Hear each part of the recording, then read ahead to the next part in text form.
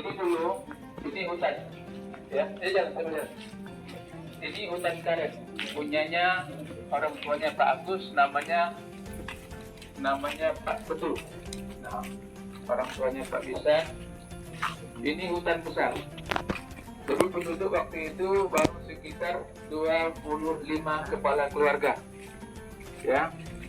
Lalu saya naik pancong dari pelabuhan Sagulung.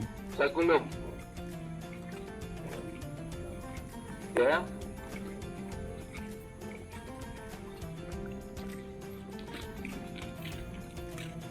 Nah, ini hutan.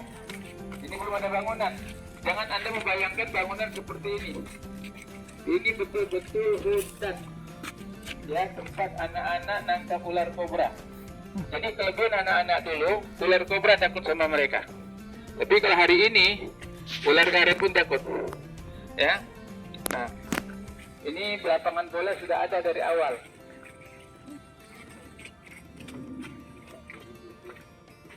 Jadi anak-anak sekalian, pelabuhan Marco Polo itu belum ada, masih hutan. Yang ada galangan kapal di depan Pulau Bulu. Nah, saya pertama kali dikirim oleh Pak Zulkifli Aka, Dewan Dakwah Islamiyah Indonesia Kota Batam, untuk menjadi guru ngaji, ya, guru Iqra Abata saja. Nah, lalu di jam 6 sore saya ditaruhlah di pelabuhan di Pelantar. Di Pelantarnya Pak Hasan namanya. Nah, di Pelantar itu saya turun, lalu datanglah ke rumah penduduk, diketemukan dengan PRT. Nah, singkat cerita, saya dulu tinggal di sini. Dulu ada perumahan guru. Yang perumahan guru itu sudah lapuk, dindingnya udah bolong-bolong. Ini SD juga sudah ada. Jadi sebelum saya datang, SD ini sudah ada, tapi masih bangunan lama. Dindingnya apa tuh, batu setengah sama papan. Nah, air sulit. Dulu ngambil airnya di belakang rumah Ustaz Aziz. Jadi kalau musim panas kayak gini, 1 minggu tidak hujan, itu sudah ngambilnya pakai gayung. Ya, jam 3 malam. Tuh, itu sama Umi Hasbi. Lalu kalau kemana-mana, Umi Hasbi itu megang ini saya tuh. Tuh, nggak mau lepas. Ya, bawa lampu lentera. Itulah perjuangan kami dulu. Ya, waktu itu baru ada saya sama Umi Hasbi. Hasbinya masih di surga. Di alam roh. Nah, dulu di sini ada perumahan guru. Lalu sudah diganti. Nah, ambil airnya ke sana. Ada dulu sumur, ini pohon masih besar. Ada sumur, kalau musim hujan baru ada air.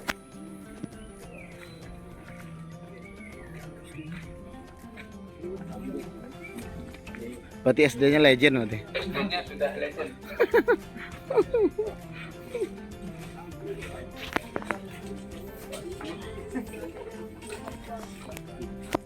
Nah, ini tahun 95 saya masuk bulan November 95 masuk dapur 12. Sekarang udah tahun 24. 2024, udah berapa tahun? 29 tahun. 29 tahun yang lalu. Jadi Anda jangan mengira tiba-tiba aja belum kayak main sulap. Nah, kalau ingin menanyakan sejarah, ini Ustadz Ramdon, ini angkatan pertama. Ya, Ustadz Ramdon, Ustadz Aziz, antum silaturahmi kepada senior-senior dan bertanya bagaimana perjuangan mereka sewaktu kami membangun merintis An-Nikmah. Nah, kalau Ustadz Ramdon, Ustadz Aziz itu angkatan pertama di pondok pesantren, dan alhamdulillah mereka sudah bermanfaat di tengah masyarakat. Waktu itu angkatan pertama ada sekitar 25 orang. Di antaranya Ustadz Aziz, Ustadz Ramdon, Ustadz Ahmad, banyaklah. Yang anak dapur 12 ini sendiri ada berapa? Termasuk Ustadz Samiuddin yang beliau sekarang sudah jadi asisten kiai di Jawa sana. Jadi insya Allah kalau kita ingin belajar, Allah memudahkan semua urusan kita. Nah ini masih banyak buah-buahan dulu, sampai sekarang masih ada. Jadi nanti suruh mereka silaturahmi kepada ustaz-ustaz yang sudah alumni-alumni, termasuk Ustadz Asrul, itu angkatan Hasbi ya? Daud. Dulu santri angkatan pertama, kedua itu para pendekar semua. Inilah tempat mereka untuk tes keberanian. Cari wangsit ya. Nah, artinya kami dulu terkenal suka main perang-perangan. Jadi pohon-pohon ini udah. Nah, ini setiap malam Jumat anak-anak di sini. Nanti silakan tanya sama ustadz-ustadz itu. Datangi, ustadz gimana kalau ustadz? Bang Pian. Nah, tapi Bang Pian tidak tamat. Yang tamat adalah yang sempurna itu orang-orang yang sudah rajin ke masjid. Nah, kemudian Dari bawah dulu. Bawah dulu ya, dari kita masuk. ya, di bawah. Ini kuburannya dari dulu udah ada atau apa ya? Ini kuburan sudah ada dari 50 tahun yang lalu. Oh. Nah, tapi kuburan ini dulu masih, kalau ini suasananya sudah suasana indah. Nah, di sini tempat anak-anak santri tes mental dan anak-anak yang bermasalah. Waktu itu saya ikat di sini. Masih ingat saya, namanya Zulfa. Orangnya Kemayu, ya, tapi melanggar terus. Gila. Jadi saya ikat. Tapi alhamdulillah ada perubahan. Tapi kalau hari ini dengan tes mental udah langsung kabur, pulang ke rumah. Mau diikat kayaknya. Beda. Tapi mudah-mudahan antum bisa. Kenapa? Dengan begini kita tidak akan ada rasa takut lagi menghadap masa depan. Karena dulu saya adalah orang yang paling penakut di antara 7 saudara. Siapa yang paling penakut? Saya. Saya kalau malam tidur harus nempel sama saudara. Harus nyenggol sedikit jadilah. Kalau nggak nyenggol saya nggak bisa tidur.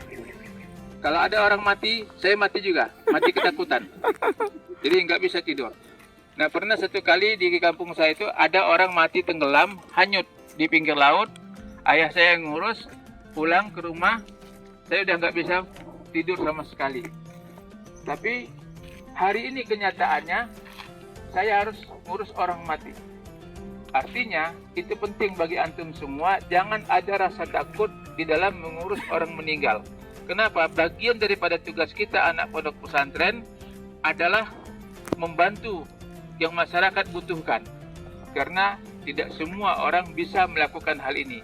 Dan saya yakin antum semua sudah pernah melakukan kegiatan fardu kifayah. Dan itu modal yang terbaik di masyarakat. Jangan ada orang meninggal, antum menghilang. Ada orang meninggal, lah, mana si Marvin? Udah naik pancong. Ambil nasi. Hendak kalau di kampung nanti kan, pas ada yang meninggal, nah mana Yusuf? Udah ke Kaflororo. Apa alasannya? Nggak tahu. Nah ini jangan terjadi. Yang putri begitu juga. Ya, bila perlu nanti kalau mau kita akan memfiniskan. Dan saya yakin antum semua sudah bisa. Kenapa? Dengan kita biasa melakukan fardu kifayah di tengah masyarakat, mereka akan menghormati, mereka akan membutuhkan kita. Tapi jangan masyarakat butuh kita, tapi seolah-olah kita dibutuhkan. Kita yang langsung datang, kita turun. Nah, jadi inilah awal saya masuk. Dulu memang saya nggak bisa talkin, saya talkin. Coba kan antum bisa ngeliat ada yang meninggal, kalau saya ada, pasti saya yang disuruh. Nah, sekarang alhamdulillah sudah ada Ustadz Asrul, ya. Sekarang yang menangani ini ya sudah ada. Inilah yang namanya ilmu yang bermanfaat. Jadi posisi Ustadz Asrul itu hari ini persis betul dengan posisi saya dulu. Apapun kegiatan masyarakat dia berada di sop yang terdepan. Dan itu saya harapkan ada pada antum semuanya. Usahakan ke masjid sop terdepan. Makanya kita harapkan antum pandai jadi imam. Dan saya yakin yang generasi hari ini semuanya sudah layak. Sampai wahyu pun nanti bisa menggantikan AA Gim nanti. Ya. Baik, kita lanjut. Berarti 2 istrinya yo.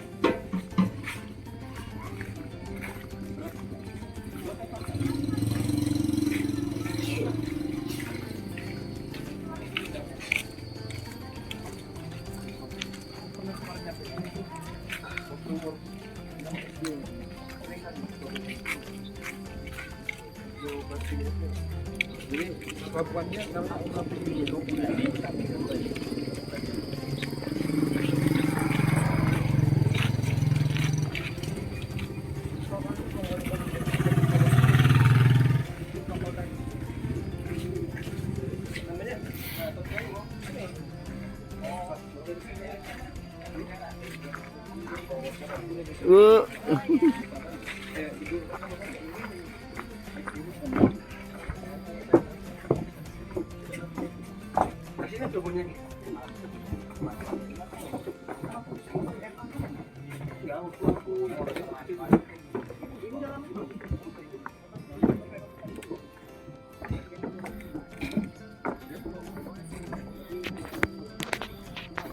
Ya. Jadi baik anak-anak sekalian,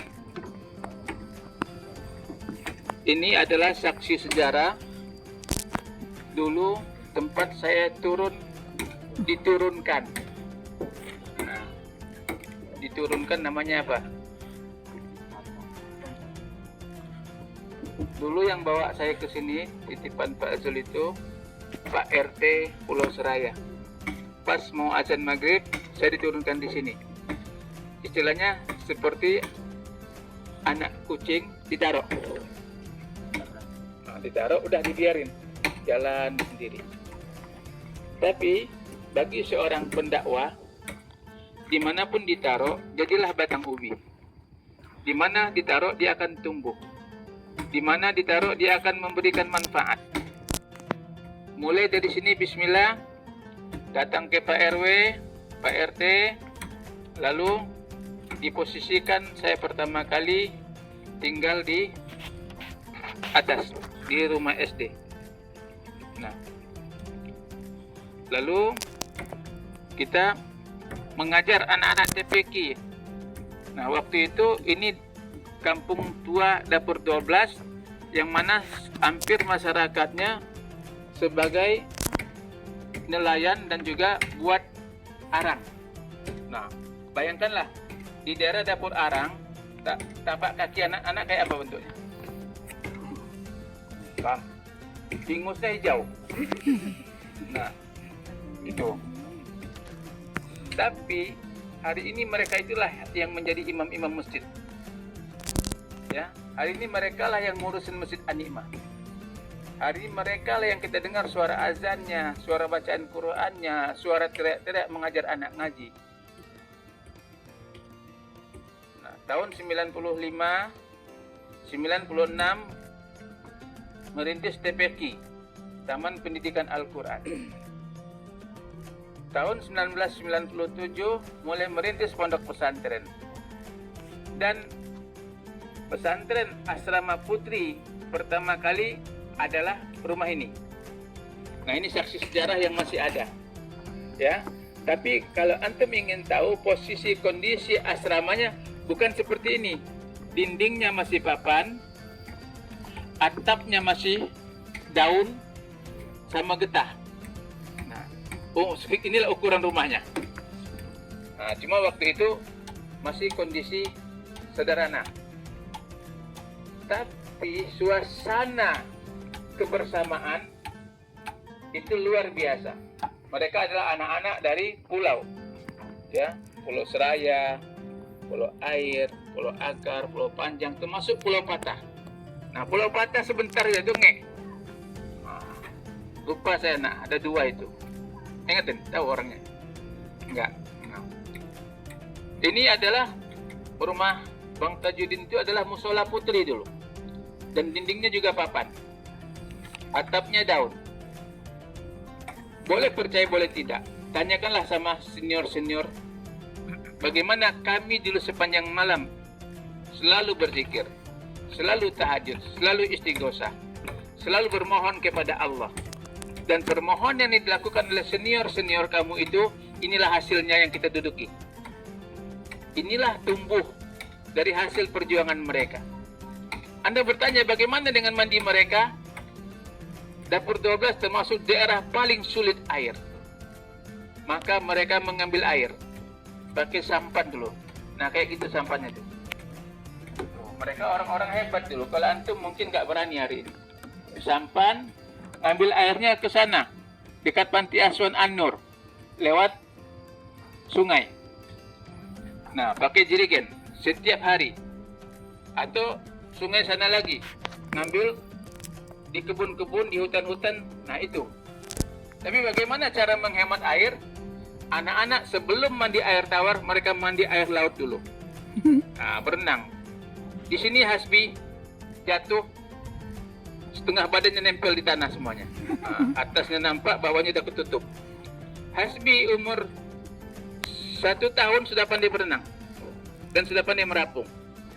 Nah, artinya waktu dia jatuh di air dalam, dia sudah merapung sendiri kayak anak lumba-lumba. Sekarang betul-betul jadi lumba-lumba ya kan? Pantasan. Nah, artinya begitu. Nah, kemudian anak-anak dulu angkatan pertama, kedua, ketiga itu tuh setiap sore air pasang tuh dia berenang sampai ke sana, lomba, balik lagi. Ya, dulu airnya sangat bersih karena belum ada pelabuhan, belum ada galangan kapal. Kalau sekarang airnya sudah kita anggap sudah kotor. Kenapa? Perumahan sudah banyak, air limbah, air kotor, galangan juga, sehingga hari ini bisa dikatakan tidak. Anak sini pun juga sudah jarang mandi laut lagi karena kondisi sudah tidak mendukung lagi. Nah, bagaimana pembangunannya? Itu di sana ada Pondok Putra di atas. Itu anak-anak itu ngambil pasir di Pantai Dansi pakai sampan. Seginilah jarak antara permukaan sampan dengan air. Itu lebih banyak tenggelamnya daripada sampai. Tapi mereka adalah anak-anak laut, tenggelam itu adalah sebuah kebahagiaan. Atau malah sengaja ditenggelamkan. Nah, kenapa? Mereka menginginkan. Jadi anak-anak dulu itu anak-anak pejuang. Kita tidak meragukan. Apapun yang disuruh nggak pernah membantah. Malah dia meminta. Ustaz, kita ngambil pasir. Nah, sambil saya pasir cari gelongkeng. Nah, itu Pantai Dansi kurang lebih kalau berdayung 1,5 jam. Nah, lalu dikumpulkan pakai karung di sini. Siapa yang ngangkat? Semua anak-anak sudah bisa jalan dia ngangkat. Angkat tong asap dia ngangkat. Itulah mereka-mereka dahulu. Di mana ngambil batu batanya? Itu di Pulau Seraya. Ada pabrik batu bata dulu itu. Atau di pulau-pulau. Nah, itulah para pejuang, ya. Dan mudah-mudahan dengan kita napak tilas ini, kita bisa menghargai pejuang-pejuang terdahulu.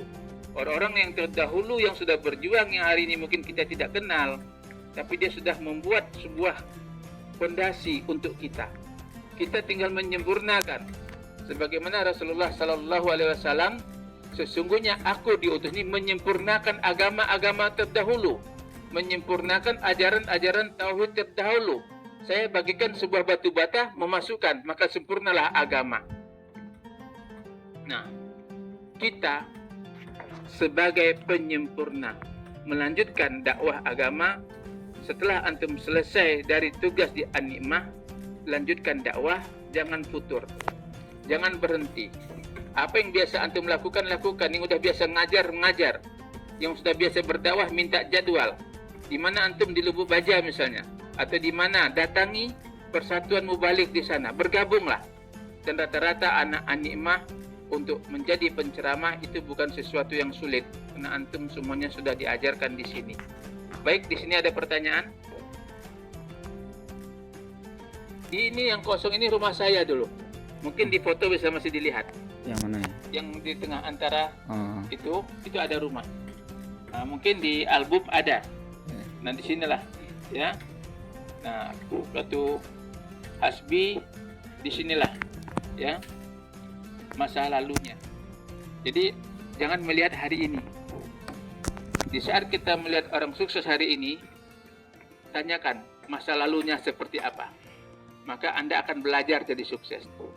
Tapi di saat Anda melihat orang sukses hari ini, lalu Anda tidak pernah melihat masa lalunya, maka Anda tidak akan pernah sukses. Kenapa? Kesuksesan itu dimulai dari angka 0. Adakah kesuksesan dimulai dari angka 1? Tidak ada. Kalau angka 0, Anda bisa menghitung sampai berjuta-juta. Tapi kalau Anda mulai dari angka 1, sampai berapa hitungnya? Sampai 9 saja.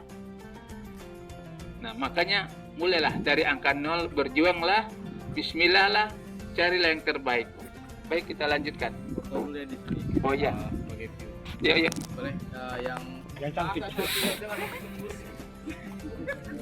Baik, kita lanjutkan perjalanan.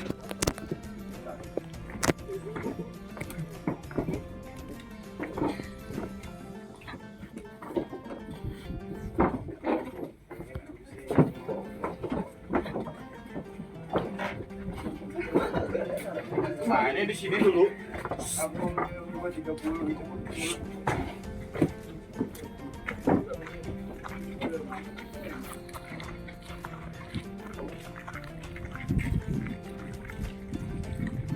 Nah, di sini dulu ada sumur bor.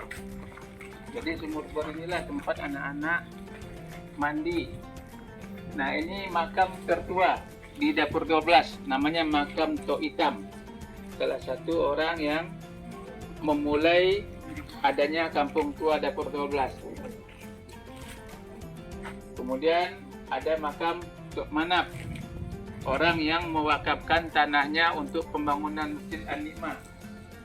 Ada namanya Pak Gofur. Beliaulah yang mendampingi Ustadz dalam berjuang berdakwah bersama masyarakat.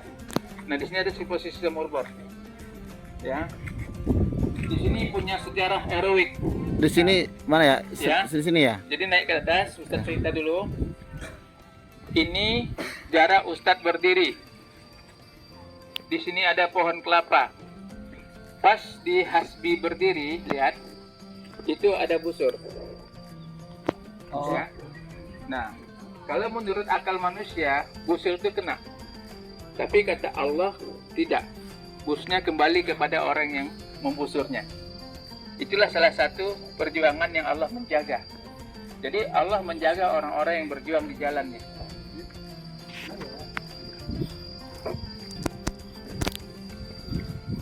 Dan itu siapa yang memberitahu? Orang lain. Saya sendiri tidak tahu.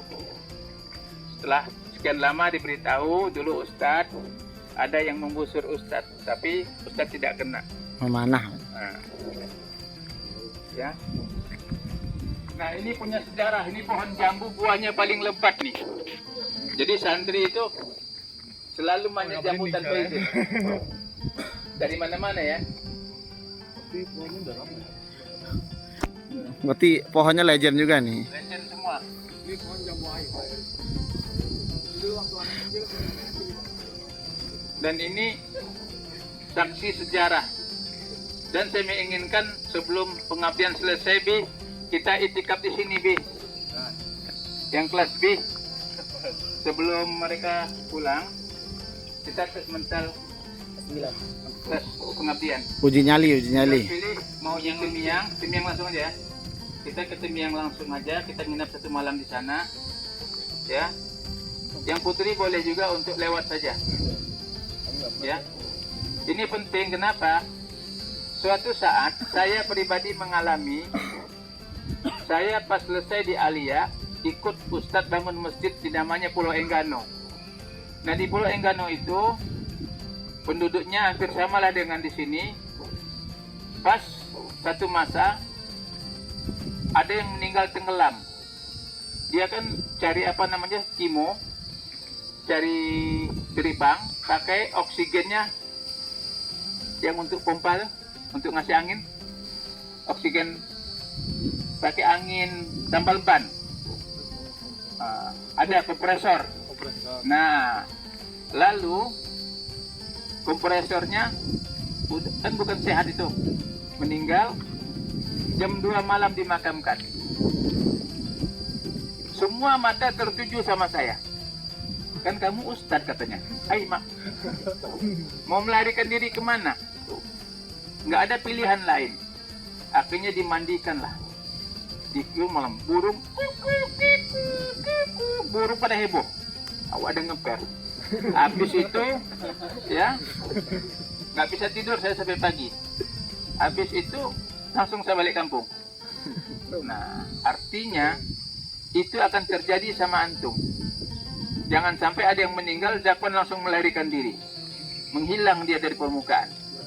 Belum ada yang meninggal? Iya, belum ada yang meninggal ya, hilang. Artinya diatur agenda bi ke Temiyang atau di sini, ya. Temiyang ada, nantang dia. Alhamdulillah ya. Nah, ini masjid dulu ukurnya kecil. Masjid ini ukurannya 5 kali 5 meter. Ya, pertama saya di sini, saya kan nggak pandai nyanyi, tapi bagaimanapun kita harus berhadapan dengan anak-anak. Paksakan diri menyanyi, walaupun suaranya nggak jelas. Kenapa? Karena itulah yang bisa menarik mereka. Rame sekali. Enak anak-anak dulu, ya. Jadi saya tiap hari kenduri. Kenapa kenduri? Kalau mamaknya masak lauk ikan, kepala ikannya untuk Pak Yanto. Makanya hari ini kalau antum tengok, semua anak kecil baru gini dia panggil Pak Yanto, Pak Yanto. Kenapa? Dia tahu cerita dari orang tuanya. Orang tak tahu Ustadz Yanto, tahunya Pak Yanto. Nah, dan antum pun harus begitu. Biarlah orang mengingat sejarah, mengingat apa yang sudah kita lakukan. Yang baik orang ingat kebaikan kita. Yang tidak baik juga orang akan ingat apa yang kita lakukan. Usahakan jangan berbuat tidak baik. Kenapa? Kita kadang-kadang Ustadz ini satu kali salah orang akan ingat selama-lamanya. 1000 kali berbuat baik orang jarang mengingatnya. Baik. Nah, disinilah. Nah, kalau yang asrama putri di tadi tempat bawah. Yang ini ada asrama putra. Bantu. Sini bisa nih. Kalau untuk pemandangan, suasana bagus. Nah, pada tahun perintisan 95, waktu itu perusahaan industri muka kuning lagi maju-majunya. Jadi setiap hari ada remaja masjid, gabungan-gabungan datang ke sini bergotong royong, ngangkat batu bata, ngangkat pasir, kadang-kadang sampai 300-500 orang yang datang. Nah, antum pun nanti di masyarakat harus ciptakan demikian juga. Apapun pekerjaan yang dilakukan, masyarakat harus ikut membantu, sehingga punya rasa memiliki, punya rasa tanggung jawab. Nah, ini pun alhamdulillah masjid ini sudah 3 generasi. Generasi yang pertama, generasi yang kedua, generasi yang ketiga, mereka mampu menyelesaikan sampai seperti ini. Menandakan dakwah itu berhasil. Dan semua yang ngurusin masjid itu ada alumni kita semua. Alumni kita semua. Kalau dibantu oleh masyarakat, imamnya, semuanya dah, sampai bendahara, semuanya.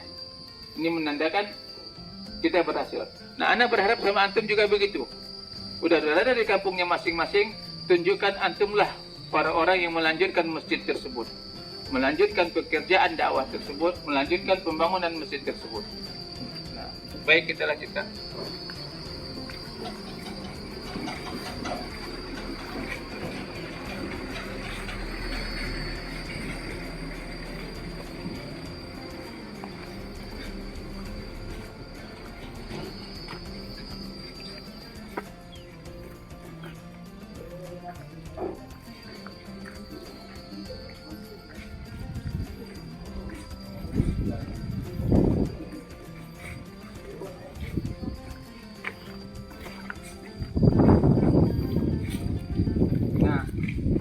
inilah salah satu peninggalan An-Ni'mah.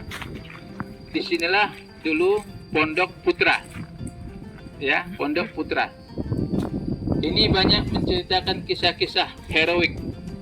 Ya. Di dulu ini ada pohon besar. Sangat besar. Dan masyarakat dulu masih terbiasa memasang sesajen. Apapun bentuknya ada sesajen. Dan siapa yang menikmati? Santri.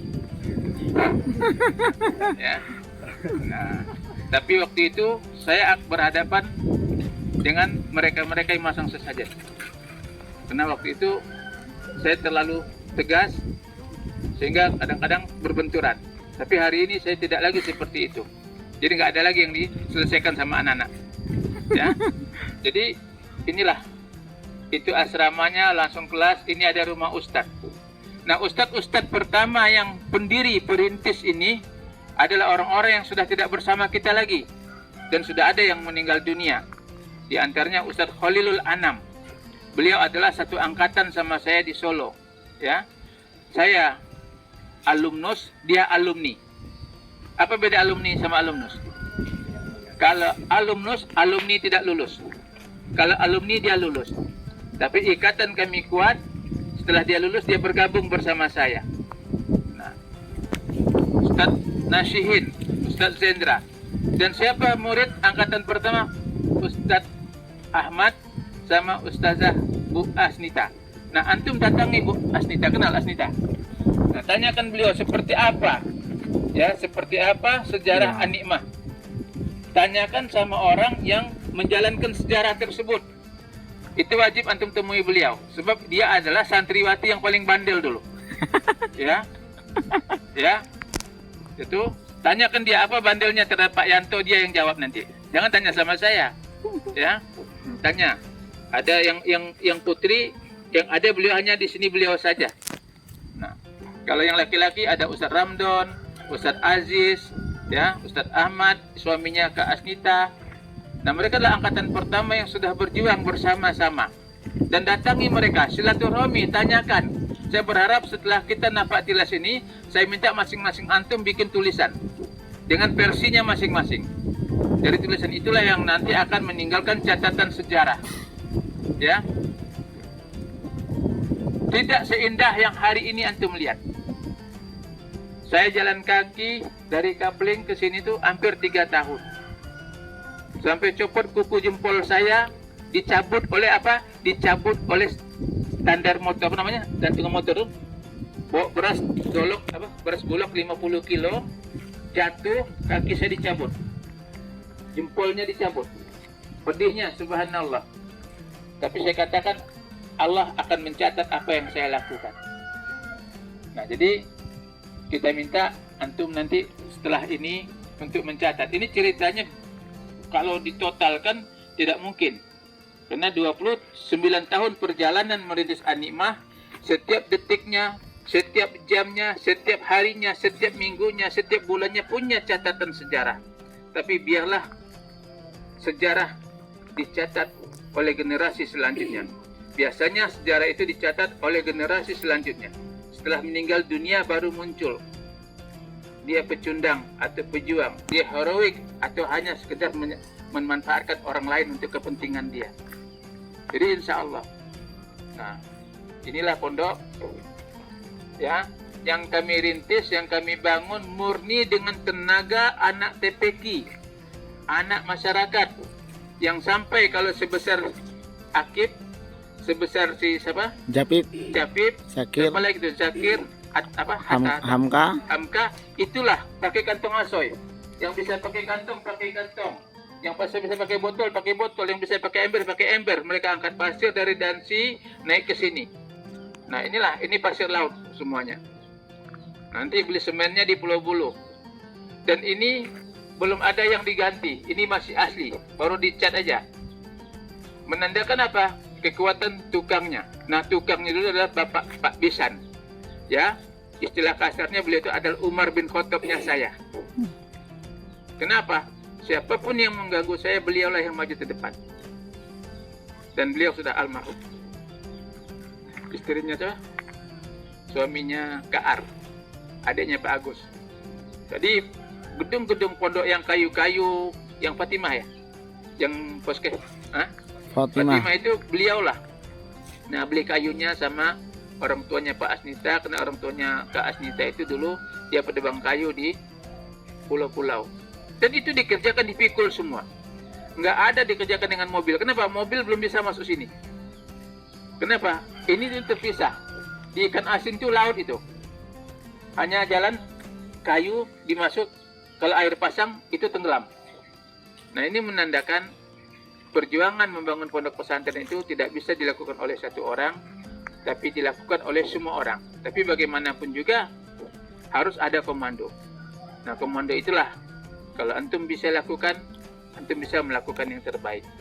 Nah, masyarakat penduduk ini waktu itu masih baru sekitar 35 kepala keluarga. Nah, masih sepi. Nah, sekarang sudah hampir mencapai 300 kepala keluarga. Artinya terus perjalanan. Nah, setelah ini kita kemana?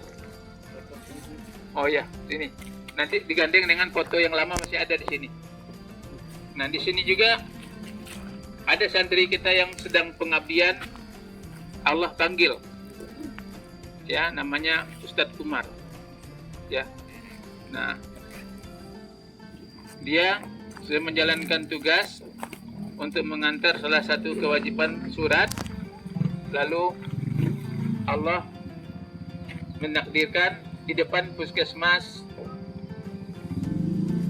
dekat puskesmas lama, dekat Satpol PP sekarang, depan Okarina atau dekat Masjid Darul Gufron.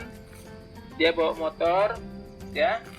Ini ada mobil, dia bawa motor, jalan, disenggol mobil, perutnya dilindas. Syahid. Ya. Syahid, makamnya ada di sini.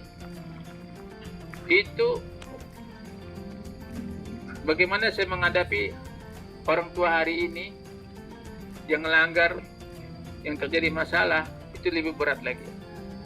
Ya, mamanya betul-betul sampai tidak bisa ini. Saya dipukulin, kenapa yang namanya orang tua, anaknya. Tapi takdir. Tapi hari ini alhamdulillah sudah Allah beri dia kemuliaan, ya, sudah bisa berangkat haji. Anak-anaknya pun juga sudah makmur hari ini. Makanya bagi antum kalau menjalankan tugas, kalau takdir itu tidak bisa kita elak, ya. Tapi berhati-hati itu penting. Nah, yang syahid baru satu itu, dua ya, udah banyak ya. Yang dalam belajar ada disebabkan sakit, pulang ke rumah Allah panggil.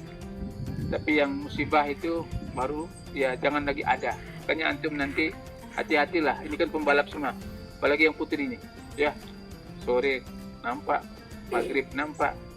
Nah, usahakan hati-hati. Nah, baik anak-anak sekalian, sampai di sini ada pertanyaan dan saya yakin tidak ada. Yang ini dapur 12 tuh ya. Nah, dapur 12 ini kisahnya dulu Kampung Tua ini ada 12 dapur arang besar kayak rumah orang Eskimo. Udah pernah lihat semua kan? Di belakang itu ada 12. Nah, di sini dari ujungnya ada nih, lubang-lubangnya masih. Nah, tapi yang namanya peninggalan yang tidak ada lagi penanggung jawabnya akan menjadi korban pembangunan. Jadi diruntuhkan, masyarakat bangun rumah. Diruntuhkan, masyarakat bangun rumah. Tinggallah dua itu di depan pelantar, dan itu pun juga sudah mulai roboh. Sebenarnya pemerintah harus melakukan rehab, tapi sampai hari ini belum kita lihat. Nah, jadi kondisinya seperti ini. Dapur 12 adalah pekerjaan masyarakatnya adalah pembuat arang. Baik, kita lanjutkan. Kemana, Bi? Foto dulu, ayo. Perjalanan ini, ya, Anima terus berbenah. Anima terus melakukan perbaikan-perbaikan. Sebagaimana antum sudah menyaksikan 1 tahun terakhir ini, dibantu Bang Soleh dan dibantu antum semuanya, para ustadz dan ustazah, kita berharap Anima menjadi yang terdepan ke depan secara teknologi digital. Ini sudah dilakukan Bang Soleh, insya Allah antum masih di sini, antum sudah bisa untuk melihat bagaimana sepak terjang kita semua. Yang terpenting hari ini bagaimana kita berjibaku membuat Animah lebih baik lagi, dan masyarakat membutuhkan kita dan kita membutuhkan masyarakat.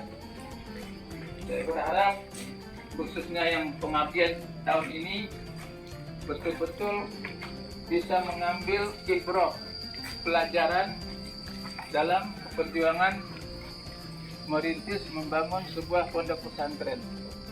Sekali lagi saya minta semua pengabdian untuk mendatangi alumni angkatan pertama, alumni angkatan kedua. Nanti saya akan rekomendasi nama-namanya, sehingga antara apa yang saya ceritakan dan apa yang mereka ceritakan ada ketemu. Jangan sampai nanti apa yang saya ceritakan berbeda, banyak lebaynya, banyak menambah, banyak berlebih, sehingga sejarah akan berubah. Kemudian datangi masyarakat, orang-orang tua, tanyakan kepada mereka siapa orang tua. Nanti mereka akan arahkan, temui kakak itu, temui ibu itu gitu. Nah, antum bisa merangkum. Minimal antum punya 10 halaman. Paling sedikit 10 halaman catatan. Dan insya Allah yang terbaik nanti kita akan masukkan ke dalam multimedia. Dan antum juga akan bisa bercerita. Gitu. Baik. Unit pertama yang dibangun pertama kali adalah unit KMI, Kuliatul Mu'alimin. Karena pada waktu itu Ustadz dengan kawan-kawan berasal dari KMI. Lalu itulah yang ada di memori, itulah yang ada. Dan alhamdulillah waktu itu anak-anak belum seperti hari ini. Mereka mondok murni 100% mu'alimin, kemudian ikut ujian bersamaan. Dulu kita ikut di SMP 9, jadi SMP terbuka. Nah, dan alhamdulillah angkatan-angkatan pertama tersebut adalah orang-orang yang terbaik.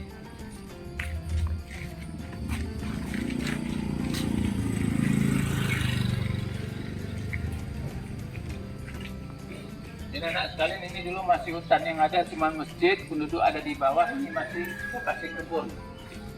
Berarti satu pun rumah belum ada ya? Nah, Satu pun rumah belum? ada, Oh. masih kebun semua. Berarti Yang ada SD negeri. SD ini di kebun berarti. Jadi posisinya betul-betul masih hutan.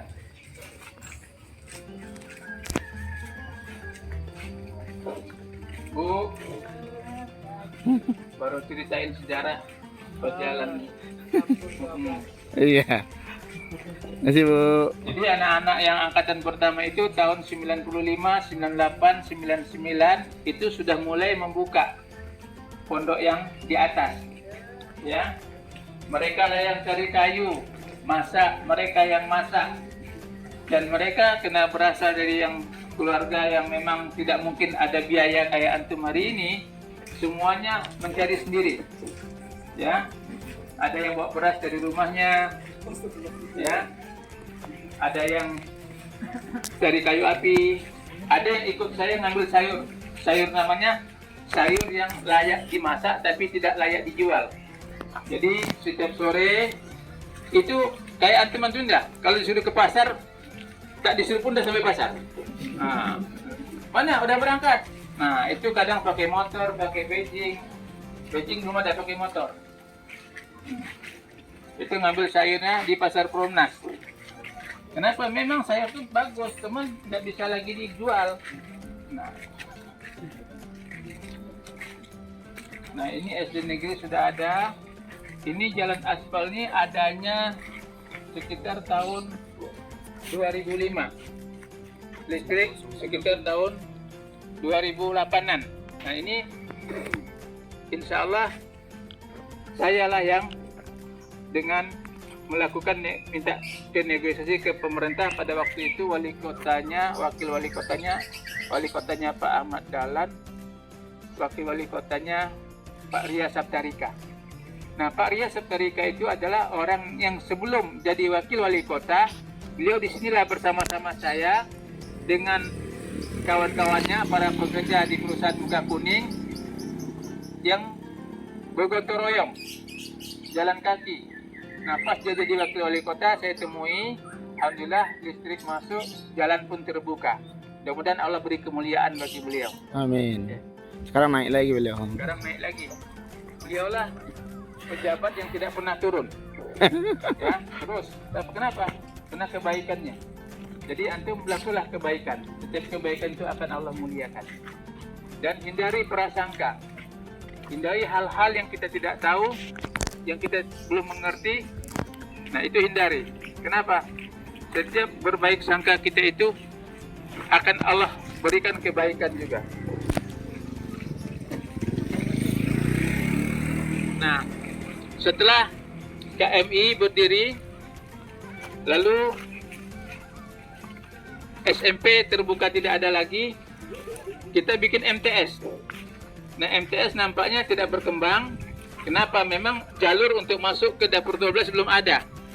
Anak-anak masih anak-anak pulau. Nah, kemudian untuk menambah kekuatan kebutuhan, waktu itu kita bikin panti asuhan. Nah, panti asuhan inilah yang mensupport, membantu untuk kebutuhan pondok pesantren dan anak-anak panti. Nah, dalam perjalanan, Animah terus berkembang dengan berbagai macam usaha, upaya. Lalu panti asuhan kita tutup. Kenapa? Pada waktu itu, di saat anak-anak dari luar sudah mulai mendaftar, anak-anak masyarakat Batam sudah mulai mendaftar, ya. Orang tua merasa kok anak saya di panti asuhan gitu, bukan di pondok pesantren. Nah, akhirnya panti asuhan kita tutup, maka tinggallah pondok pesantren, terus berinovasi, terus berupaya, sehingga sampai hari ini yang ada pondok pesantren. Nah, kemudian dalam perjalanan perkembangan waktu, tahun sekitar 2016 ada PPS Salafiyah Wusto. Lalu kita bikin, kiranya regulasi dari pemerintah Salafiyah Wusto belum kuat, akhirnya diam. Nah, dalam perjalanan tahun 2009 saya ketemu Pak Muslim Bidin, Kepala Dinas Pendidikan Kota Batam. Lalu saya tawarkan, Pak, saya punya pondok pesantren. Bagaimana kalau kita bikin SMP negeri berbasis pesantren? Lalu gayung bersambut, maka tahun 2010 dimulailah SMP negeri berbasis pesantren yang awalnya santri 80, jadi 150, jadi 400, di malam mengalami masa puncaknya hampir mencapai 1.000 orang. Nah, dalam perjalanan dengan 1.000 orang itulah, dengan sumber dana yang cukup, lalu kita mengadakan pembangunan-pembangunan fisik yang seperti antum nikmati hari ini, yang antum tempati hari ini, itulah uang yang ada, kita gunakan. Saat kapan antum tahu uang itu? Di saat antum nanti sudah mulai mengelola keuangan, baru terasa mana, ya, nah, mana yang sebenarnya. Nah, lalu dibangunlah ini, ya. Nah, waktu itu Ustadz, semua ini dari sumber-sumber dana santri. Kalau dari sumber bantuan, bisa dikatakan tidak banyak. Akhirnya mengalami corona. Nah, di masa corona itulah mengalami masa penurunan. Dan dalam rangka 3 tahun, yayasan harus tetap menggaji, yayasan harus tetap mengeluarkan biaya hutang, tapi uang masuknya sudah dikatakan minim. Nah, disitulah kami berpikir keras. Kadang-kadang sampai saya hampir stres juga waktu itu menghadapi pembiayaan yang tidak seimbang. Akhirnya ada beberapa aset yang harus kita jual. Salah satunya termasuk lori, ya. Dan ada beberapa lagi untuk menutupi. Nah, jadi anak-anak sekalian, tidak semua yang kita ketahui dan tidak semua yang tidak kita ketahui dan semuanya bisa dilihat secara fisik. Termasuk Kak Jika ini bukti sejarah juga. Boleh bertanya sama beliau seperti Alimah yang dulu. Supaya kita bisa. Ya.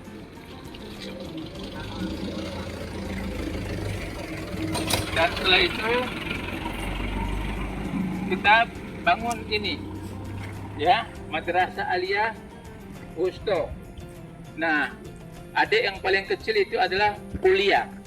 Walaupun dia Ulia, lahirnya yang terakhir. Tapi Alhamdulillah, Ulia lah yang melahirkan para hafizoh. Saya masih mengimpikan anak laki-laki ini bisa juga seperti yang Ulia. Alhamdulillah, Ulia bisa melahirkan udah berapa yang selesai? Sudah 10, yang 30 juz. Yang selebihnya yang 20, yang 15, yang 10, hampir semuanya. Berapa santriwati di Ulia? Total santriwati di Ulia berapa? Misapip?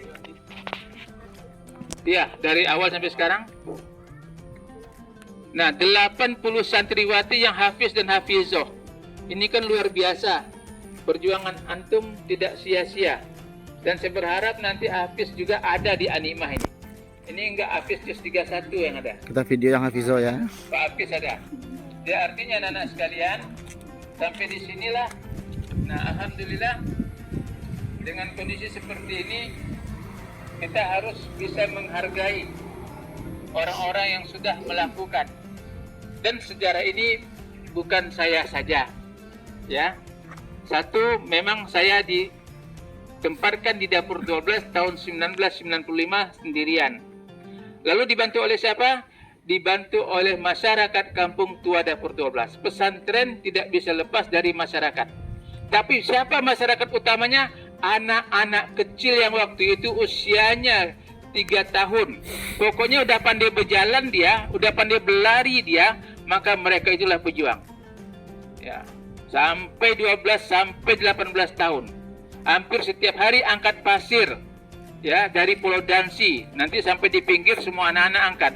Pakai kantong, pakai ember. Nah, alhamdulillah hari ini mereka sudah jadi imam. Ya.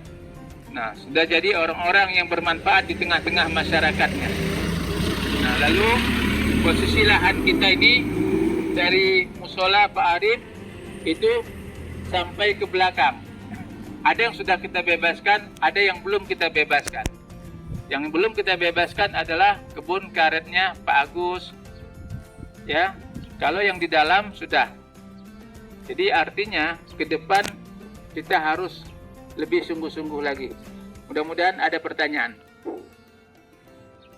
Kalau nggak ada Pak Zulkifli Aka, ada Pak Didi Suryadi, ada Pak Rama Prihandana, ya, dan ada satu lagi Dr. Pak Gigi. Dr. Gigi Zulkarnain. Dan hari ini mereka sudah berada di rumahnya dan sudah dipanggil Allah Subhanahu wa taala. Mungkin sampai di sini kita cukupkan ya. Ucap bermanfaat. Assalamualaikum warahmatullahi wabarakatuh. Waalaikumsalam warahmatullahi. Dan juga sekali lagi tokoh-tokoh masyarakat Kampung Tua Dapur 12 ya, yang dulu ada Pak Haji Asegaf, ada Pak Haji Ali, ada Kak Joli, ya, ada Pak Gopur, Pak Samad, ada Bu Hajah, mamanya Kak Ajijah. Ya, mereka itu adalah pejuang. Ada Pak RW, Pak Besan, ada Pak RT, Pak Lausu ya. Pak Yusuf. Nah, itu banyak orang-orang yang membantu perjuangan kita dulu sehingga Animah seperti hari ini. Pesan saya, mari kita jaga, kita pelihara, Animah tetap ada sampai hari kiamat. Assalamualaikum warahmatullahi wabarakatuh. Waalaikumsalam. Mau pakai ini? Saya tinggal dulu ya.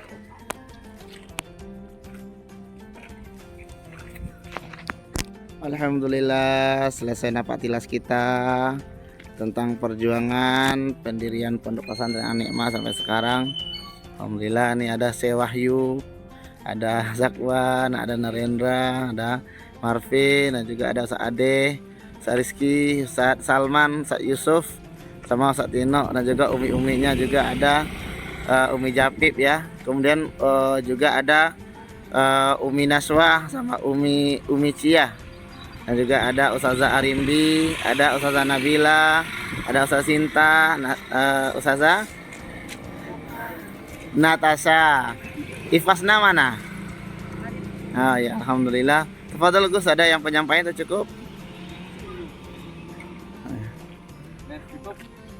Kita sambil jalan kembali ke pondok. Mungkin kayak Gus, part 2 kayak perlu ada nanti penjelasan tentang pondok di sini ada apa dulu, ada apa ada ya. Ini kan baru nampak tilas perjalanan di kampung ya. Nampak tilas yang di pondoknya mungkin ada di sumur apa di sini dulu. Rumah Gus Hasbi ini ada sarang apa dulu contoh gitu.